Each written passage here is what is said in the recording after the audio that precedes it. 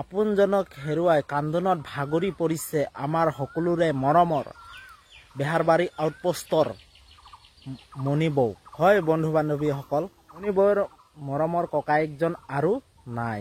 তেখেতে তেওঁ আৱেগিক পোষ্ট তেওঁ শ্বেয়াৰ কৰিছে আৰু তেওঁ লিখিছে যে অহাকালি আৰু পৰহি যি তেওঁৰ অনুষ্ঠান আছে তেওঁ সেই অনুষ্ঠানত উপস্থিত থাকিব নোৱাৰিম, যিহেতু তেওঁৰ অতি মৰমৰ বসুদা আমাৰ মাজৰ পৰা নাইকিয়া হ'ল।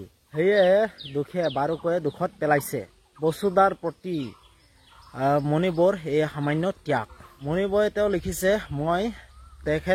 লিখিছে মই কোনো এটা অনুষ্ঠানত এই 3 দিন কোনো এটা অনুষ্ঠানত তেওঁ উপস্থিত নাথাকে আৰু মোক কোনেও ভুল নুবুজিব, এই 3 দিন মই কোনো অনুষ্ঠান নকৰোঁ।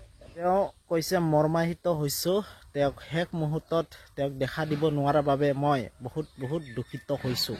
আপুনি মোৰ বেয়া সময়ত লগ দিছিল, এয়া মোৰ দায়িত্ব। এয়া মই লিখি শেষ কৰিব নোৱাৰিম। বেয়া দিনত সাহস দিছিল আপুনি, ভাল মনৰ মানুহ কিয় ইমান সোনকালে যায়গৈ। আপোনাৰ আত্মাৰ চিৰশান্তি কামনা কৰিলোঁ বসুদা বিদায়।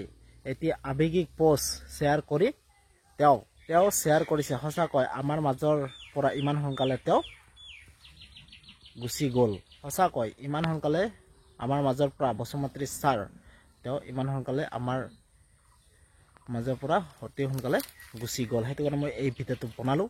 তো বহুত দুখৰ কথা।